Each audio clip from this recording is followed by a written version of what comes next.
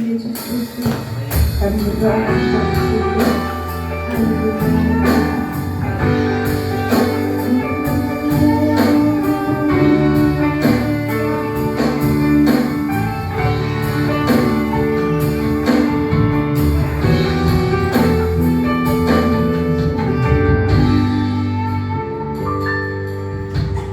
Alam semesta melukiskan kebesaran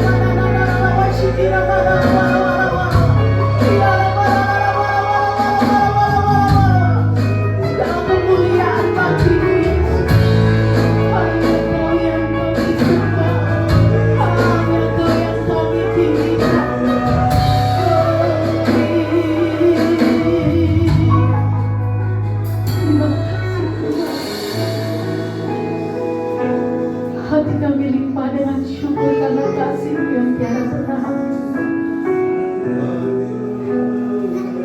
Terima kasih Yesus. Glory.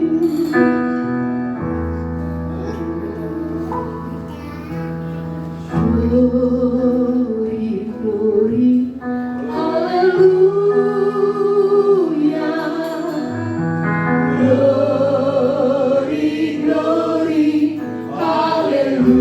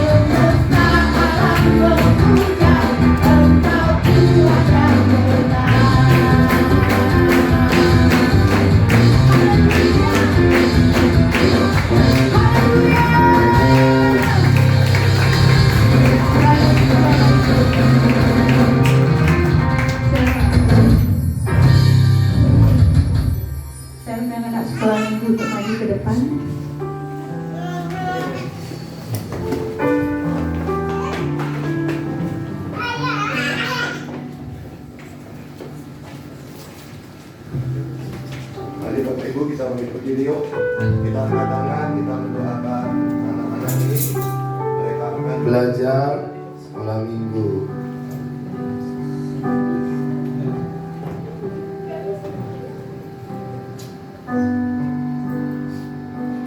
Oke, mari arahkan tangan kepada anak-anak semua. Kita memberkati mereka supaya hari ini mereka berjumpa dengan Tuhan melalui firman-Nya. Bapa di surga, dalam nama Tuhan Yesus, berkati anak-anak hari ini yang ada di depan. Mereka mau belajar sekolah minggu, mereka mau mempelajari firman Tuhan. Tuhan memberkati mereka, mereka bisa ngerti apa yang dipelajari. Mereka hormat kepada Tuhan Yesus, mereka takut Tuhan, mereka hormat orang tua, mereka rajin belajar, dan mereka menjadi berkat untuk teman-temannya. Berkati juga para guru-guru yang akan mengajar. Hikmat Tuhan menyertai mereka supaya mereka bisa memberikan cerita yang mudah dimengerti. Dalam nama Tuhan Yesus kami sudah berdoa. Sama-sama katakan amin. Tuhan memberkati semua.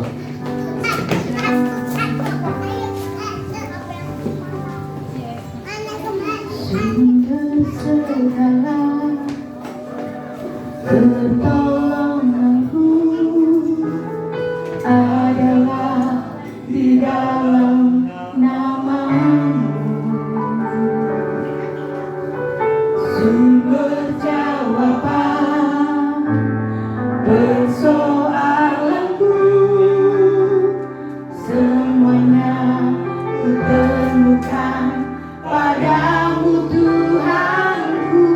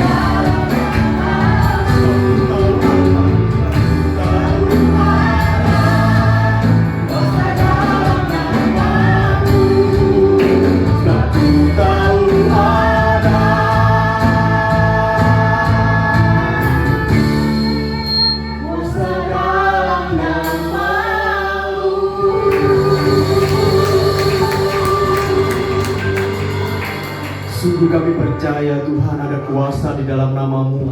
Bahkan Engkau mengizinkan kami untuk tahu bahwa ada kuasa dalam hadirat-Mu. Seperti yang sore hari di tempat ini Tuhan kami rasakan, ada kuasa pemulihan, ada kekuatan yang tak terhingga yang boleh kami rasakan, yang boleh kami terima. Ketika kami menyembah, ketika kami berseru padamu Tuhan, kami beroleh kekuatan yang daripada-Mu Tuhan. Terima kasih Bapa, terima kasih. Kami percaya sebentar Engkau akan berbicara pada setiap kami Tuhan. Firman yang akan kami dengarkan lebih dari khotbah. Kami boleh mendengarkan suara-Mu dalam hati kami supaya kami beroleh kekuatan yang baru. Terima kasih Bapa, terima kasih. Dalam nama Yesus kami berdoa. Kita semua katakan amin. Amin. Silakan duduk Bapak Ibu. Shalom. Puji Tuhan kalau sore hari ini kita bisa kembali bersama menikmati hadirat Tuhan yang luar biasa. Bapak Ibu, kalau kita ingat lagi, ketika kita lihat ke belakang, banyak masalah yang boleh kita lewati tahun ini, ya. Itu semua bukan karena kekuatan kita. Berkali-kali kita mungkin dihancurkan, berkali-kali kita dibentuk, berkali-kali kita jatuh bangun. Berbagai macam badai kita lewati dari bulan Januari dan nggak kerasa, mungkin kerasa juga ya, sampai bulan Desember. Tapi kalau kita sampai bulan ini, kita masih datang tempat ini untuk berseru pada Tuhan. Kita masih memuji Tuhan, Tuhan Engkau Bapa yang baik. Kita masih bisa memanggil Dia Bapa. Itu bukan karena kekuatan kita. Ada kasih karunia, ada anugerah Tuhan, ada tangan Tuhan yang selalu menggandeng kita. Tanpa anugerahnya mungkin kalau kita berkali-kali diajar dengan masalah, kita mungkin gak Tuhan-Tuhanan. Mungkin kita gak gereja-gerejaan. Tapi ada tangan Tuhan yang tak terlihat, yang selalu memegang tangan kita, sehingga sore hari ini kita bisa di tempat ini untuk memuji namanya. Amin.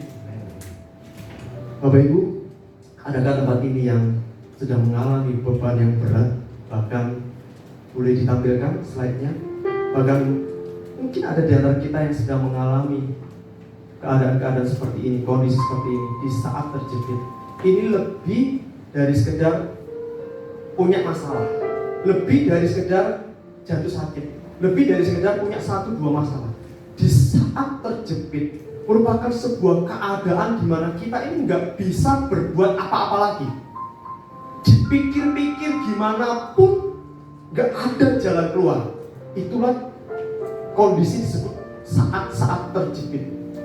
Kita nggak punya apa-apa untuk mengeluarkan kita dari kondisi terjepit ini. Uang kita nggak bisa berbuat apa-apa.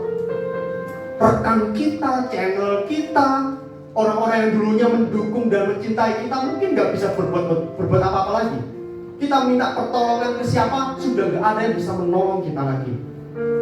Kita minta tolong sama orang lain, buru-buru ditolong. Mungkin kita malah dihakimi. Itu gara-gara kamu sih nggak doa, gara-gara kamu sih nggak puasa, gara-gara kamu sih ini dan itu. Buru-buru ditolong, dihakimi. Inilah disebut keadaan di saat terjepit. Udah gak bisa berbuat apa-apa. Bahkan boleh dikatakan, dan banyak orang saat akhir-akhir ini mengatakan lebih baik mati. Adakah Bapak Ibu tempat ini yang sedang mengalami atau baru saja lepas, baru saja menang, atau mungkin belum?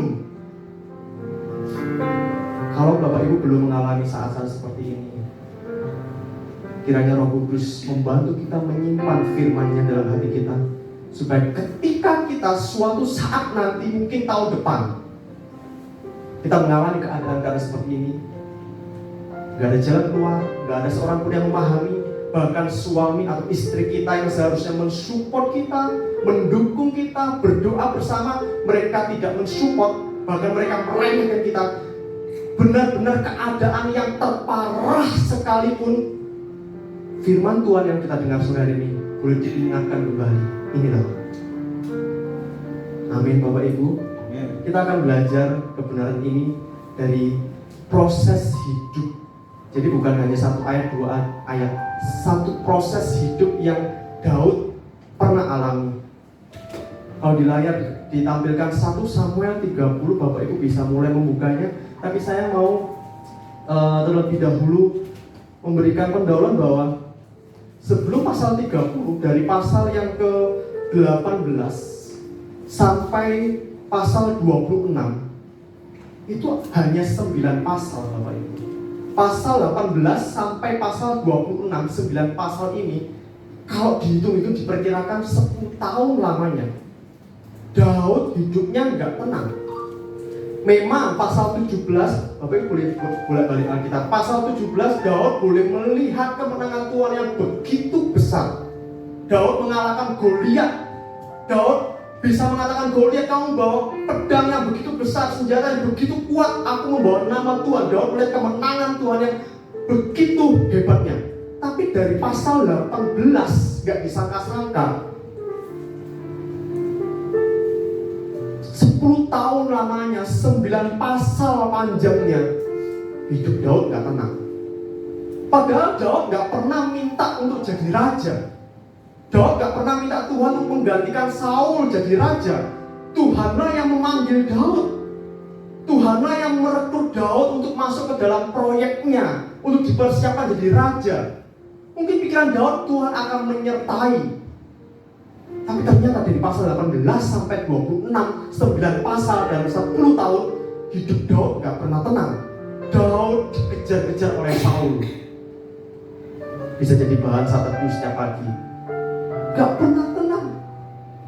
Mungkin kita selama ini berpikir bahwa Daud ini adalah tokoh Alkitab yang memiliki iman yang selalu kuat, memiliki iman kerohanian yang selalu fit, yang selalu prima, yang selalu mengandalkan Tuhan dalam segala perkara. Ternyata kalau Bapak Ibu baca dari 9 pasal ini, didukung lagi dengan kitab Mazmur beberapa pasal, Daud sering berseru pada Tuhan, berapa lama lagi Tuhan Engkau bersembunyi? Berapa lama lagi Tuhan, jangan menunda-nunda Engkau menolongku. Artinya apa? Memang benar dalam 10 tahun ini Tuhan gak tolong. Dalam 10 tahun ini Tuhan biarkan Saul mengejar Daud. Daud harus meninggalkan keluarganya, meninggalkan rumahnya, meninggalkan rumah tangganya, meninggalkan istana, meninggalkan segala prestasinya. Dia harus pergi ke hutan, ke lembah, ke gua. Mana Tuhan? Bahkan Daud pernah saking capeknya dikejar Saul, saking dia lelahnya, Tuhan gak segera menolong. Setelah Daud mengalahkan Goliat, Daud menyimpan pedangnya Goliat. Goliat orangnya gede, pasti pedangnya juga gede. Disimpanlah pedang itu. Saking dia lelah untuk menunggu pertolongan Tuhan, Daud pernah satu kisah, dia pergi ke tempat itu dan mengambil pedang itu, berpikir bahwa pedang inilah yang jadi kekuatan Daud, perlindungan Daud. Apakah ini disebut iman? Apakah ini disebut mengandalkan Tuhan? Daud pernah mengalami kondisi-kondisi seperti ini, di mana dia mengandalkan pedang bukan Tuhan. Daud pernah pergi ke bangsa musuh Israel, pura-pura jadi gila. Daud pernah. Karena apa? Tuhan gak tolong-tolong. Dia berpikir ketika aku pura-pura jadi gila, aku akan selamat. Tapi lihat, musuh-musuh Israel, musuh-musuh Tuhan menertawakan Daud. Loh, dulu ini kan mengalahkan Goliat. Dulu katanya Tuhan menyertai Daud. Daud ini orang-orang yang sangat beriman. Tapi sekarang lihat gila. Bukan cuma mempermalukan dirinya sendiri, Daud mempermalukan keluarganya. Daud mempermalukan bangsa Israel. Terlebih Daud mempermalukan Tuhan. Daud pernah loh mengalami masa-masa seperti ini. Bahkan di pasal 30 sungguh luar biasa. Berapa tahun ini? Tadi pasal 26 aja 10 tahun, 9 pasal. Sekarang sudah sampai pasal 30. Kita baca ayat pertama, kedua, 2, 3. Ketika Daud serta orang-orangnya sampai ke Siklag, pada hari yang ketiga, orang Amalek telah menyerbu tanah Negeb dan Siklag. Siklag telah dikalahkan oleh mereka dan dibakar habis. Perempuan-perempuan dan semua orang yang ada di sana, tua dan muda, telah ditawan mereka. Dengan tidak membunuh seorang pun, mereka menggiring sekaliannya, kemudian meneruskan perjalanannya.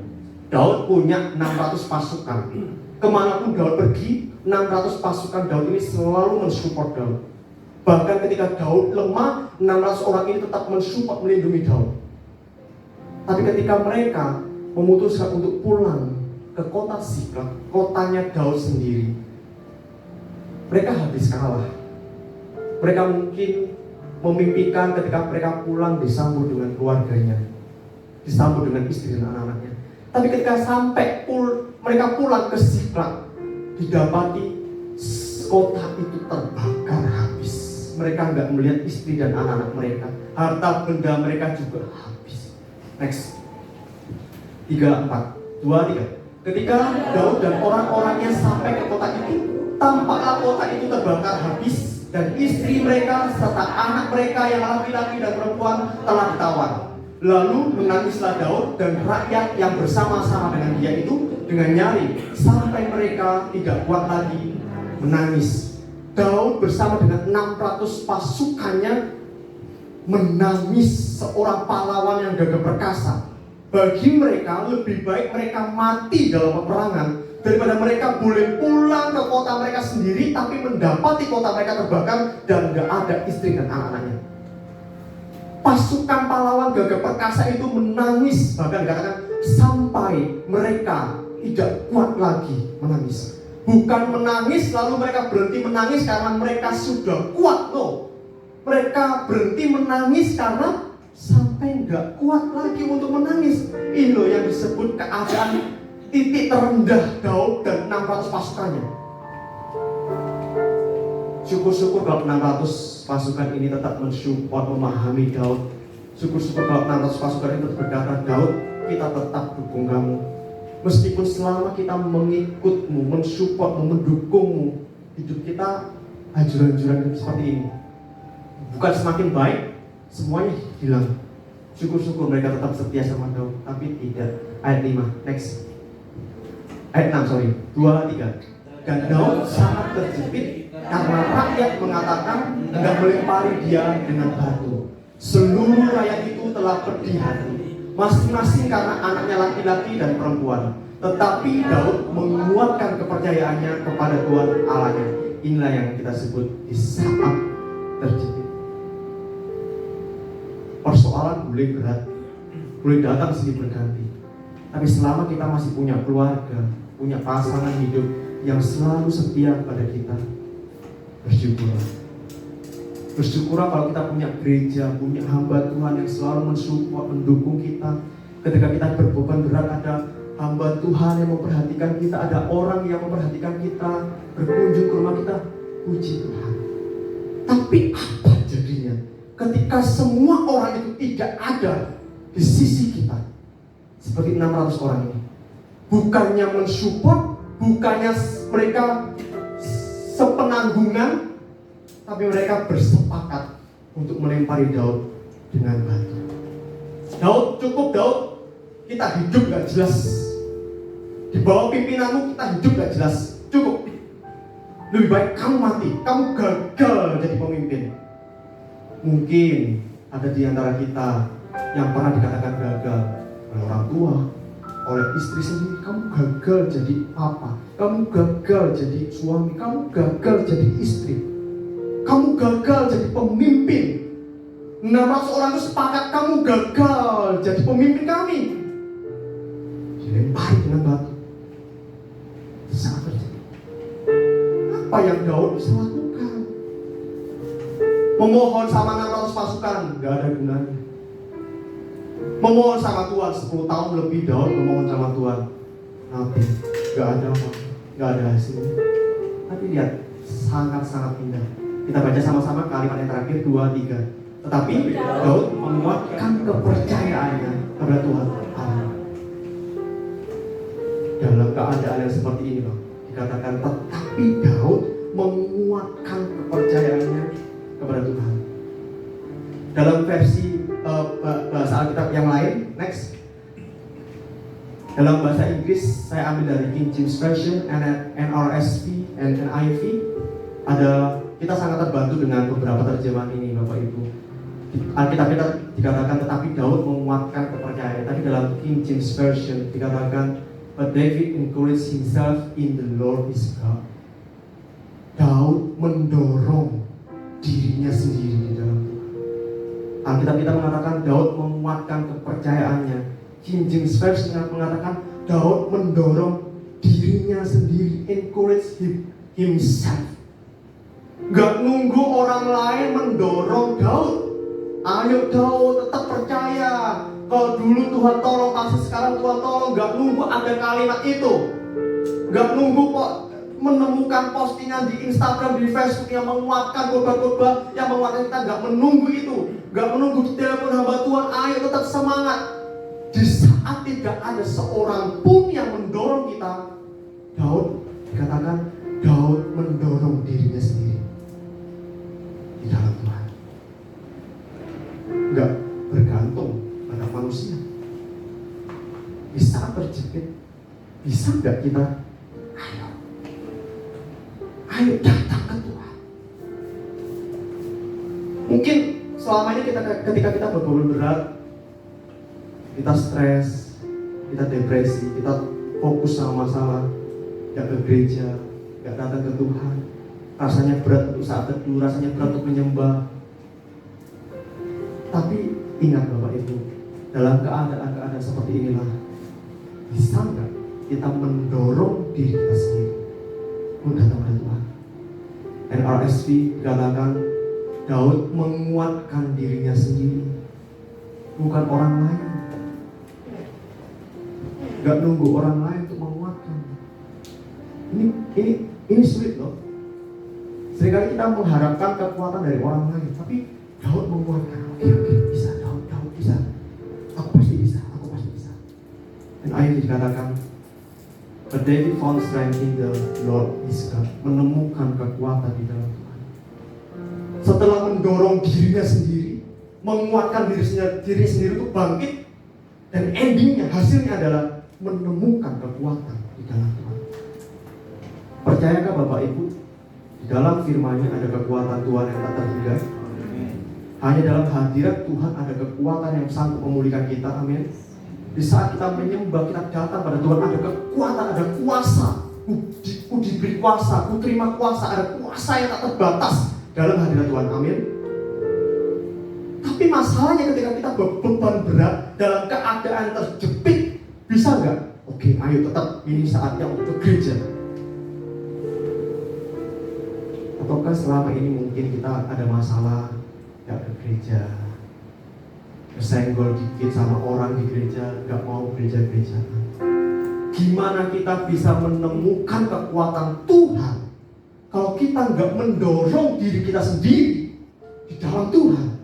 Kekuatan ada di dalam Tuhan, tapi kalau kita dalam keadaan terjepit, kita nggak bisa mendorong diri kita sendiri.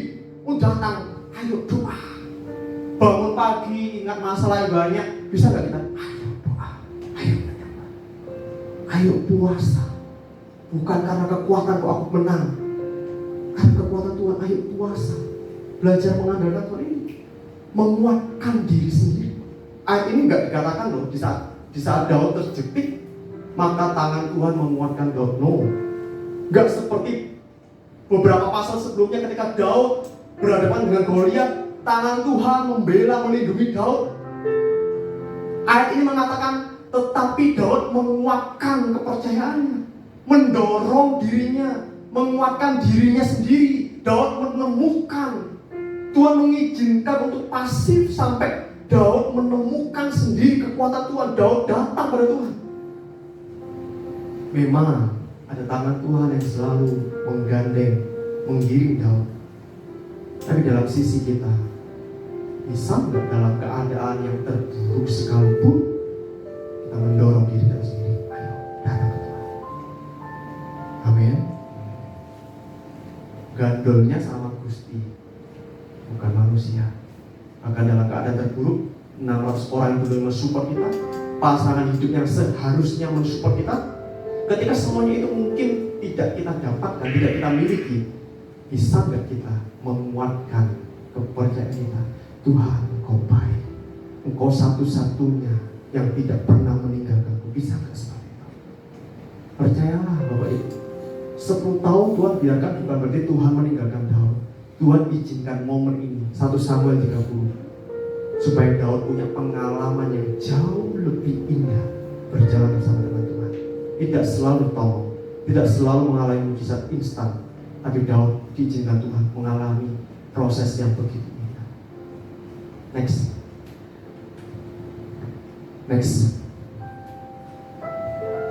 Dari dua pasal ini, pasal 27 dan pasal 30, merupakan perbedaan Daud yang dahulu ketika Daud diproses Tuhan dalam 10 tahun itu, dengan Daud yang pasal 30, puncak-puncaknya proses ini, pasal 27. Tetapi Daud berpikir dalam hatinya, ya. Daud yang dulu sukanya berpikir dalam hatinya. Pribadi yang paling banyak ngomong, yang paling banyak cerewet, yang paling banyak mengintimidasi, yang paling banyak meremehkan diri kita sendiri, bukan orang lain. Ketika kita sakit, nggak mungkin dokter bilang mustahil sembuh, nggak mungkin suami atau istri kita udah nyerah aja, nggak mungkin. Siapa yang ngomong seperti itu? Hati kita sendiri. Nggak mungkin kamu sembuh, nggak mungkin kamu menang, nggak mungkin kamu bisa. Yang paling banyak ngomong adalah hati kita sendiri. Daud yang dulu, Daud berpikir dalam hatinya, ya, bagaimanapun juga pada suatu hari aku akan binasa oleh tangan Saul. Puluhan tahun aku berhasil menghindar kejaran Saul. Ya, pikiran Daud, suatu hari nanti aku pasti mati di tangan Saul.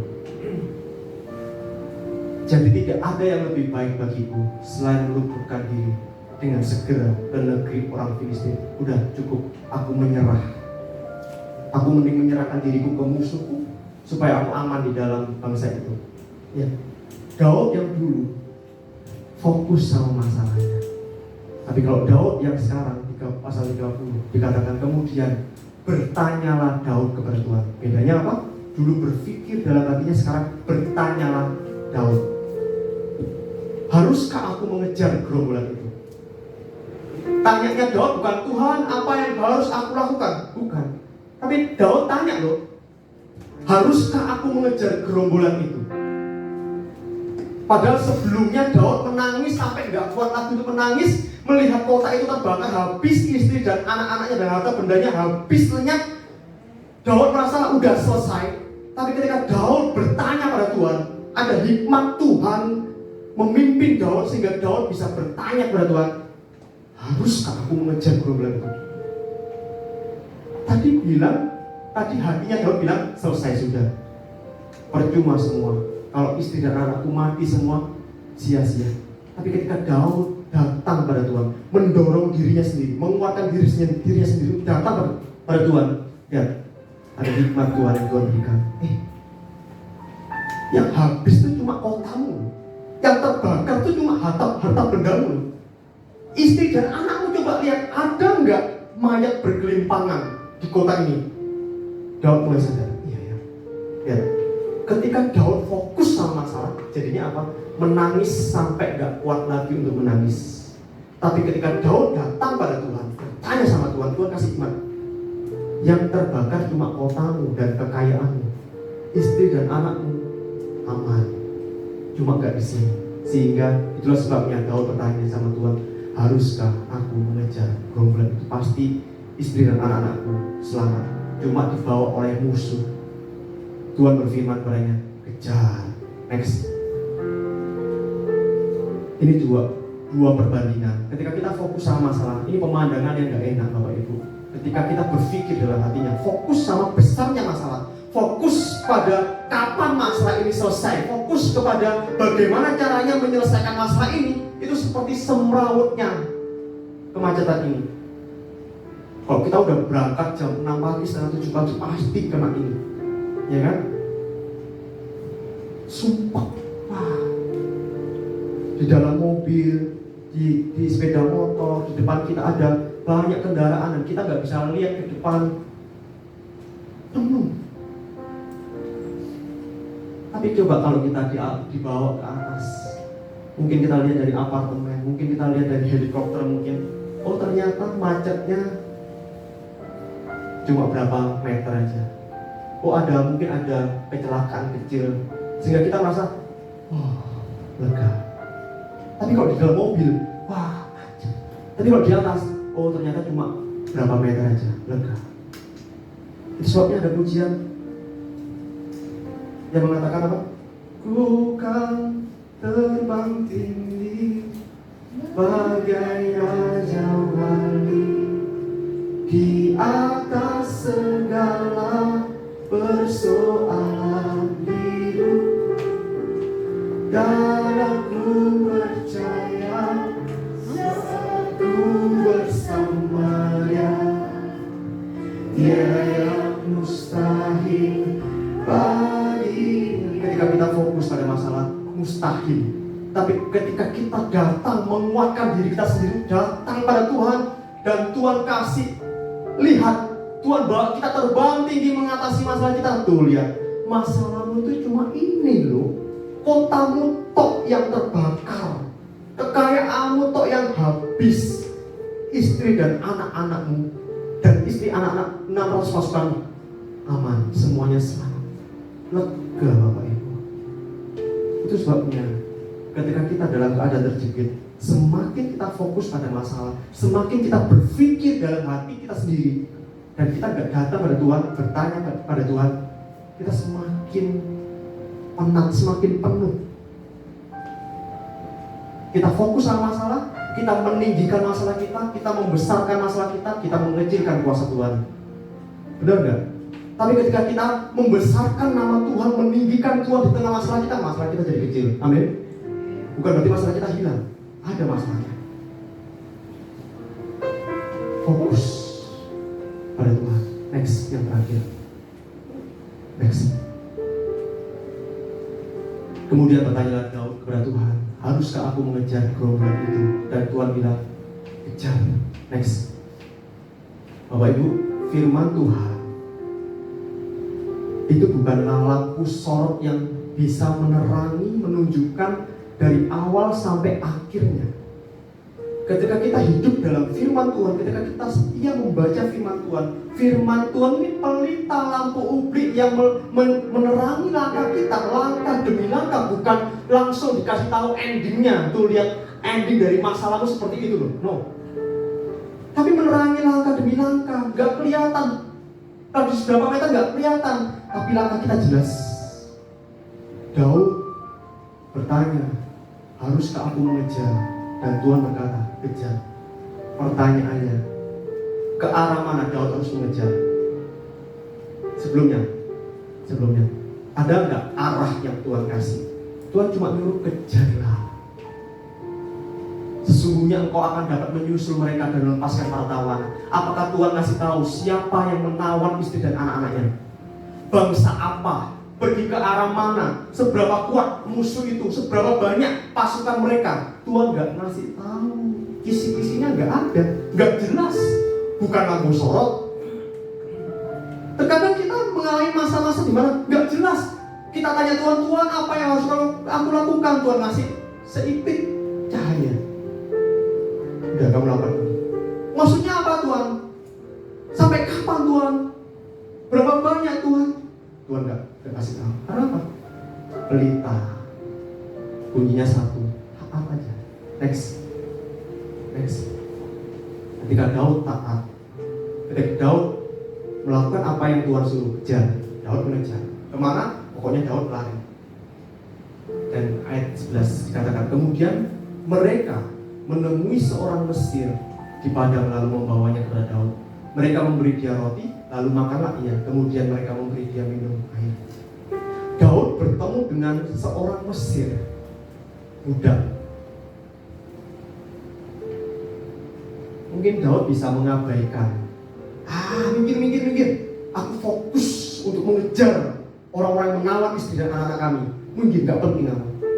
Kemungkinan kedua, Daud bisa membunuh orang ini. Karena mungkin ini orang asing, bisa jadi bahaya, beresiko. Tapi coba lihat yang Daud lakukan, memberi minum dan makan. Di saat Tuhan gak ngasih arah, tapi Daud belajar untuk taat. Daud taat, Daud peka. Ya, dikasih makan, minum, next. Daud bertanya, kemudian bertanyalah Daud padanya, budak siapakah engkau dan dari manakah engkau? Jawabnya, Aku ini seorang pemuda Mesir, budak kepunyaan seorang Amalek. Tuanku meninggalkan aku karena 3 hari yang lalu aku jatuh sakit. 3 hari yang lalu kota Siklag, kotanya Daud terbakar habis. Bukan kebetulan. 3 hari yang lalu aku jatuh sakit dan rajaku bangsa Amalek, di mana aku mengabdi, berhasil merampas semuanya dan mereka sekarang sudah melarikan diri. Aku ditinggal karena aku jatuh sakit. Sekarang aku seorang diri dan aku menunggu kematianku. Tapi ternyata Daud dikirim Tuhan untuk memberi makan dan minum. Begitu juga sebaliknya, Tuhan mengirim orang ini, mengizinkan Daud bertemu dengan budak Mesir ini untuk memberi petunjuk. Ternyata yang harus Daud kejar adalah bangsa Amalek. Ketika kita taat sama firman Tuhan, percayalah, pimpinan Tuhan itu nyata. Amin. Tuhan akan mempertemukan kita dengan orang yang tepat di waktu yang tepat. Percayalah, tiba-tiba kita ketemu aja sama orang yang Tuhan pakai untuk membuka jalan buat kita. Kuncinya satu, next, mengikuti pimpinan dan rencana Tuhan. Belajar untuk peka. Tuhan kirimkan orang-orang yang akan menolong kita. Tuhan akan pertemukan dengan kesempatan yang gak datang 2 kali, tapi tangkap ini loh, jalan yang Tuhan kasih. Ini gak terjadi kalau kita pertama gak mendorong, menguatkan diri kita sendiri. Kita memilih untuk fokus pada masalah kita. Gak terjadi. Daud bisa mengalami Jehovah Jireh, Tuhan yang menyediakan, karena Abraham taat mempersembahkan anaknya. Taat kuncinya. Firman Tuhan pelita bagi kita. Bapak Ibu, sebenarnya nanti kita mempersiapkan hati kita untuk memperingati kelahiran Yesus. Itu udah bukti yang mutlak bahwa Tuhan datang, Tuhan menyertai kita, bukan pada saat kita baik-baik saja. Dalam keadaan yang sangat tidak layak, Tuhan datang ke dunia. Sampai sekarang, dalam keadaan yang sangat tidak pantas, dalam titik terendah, dalam keadaan yang terjepit, percayalah, Immanuel itu tetap ada sampai sekarang.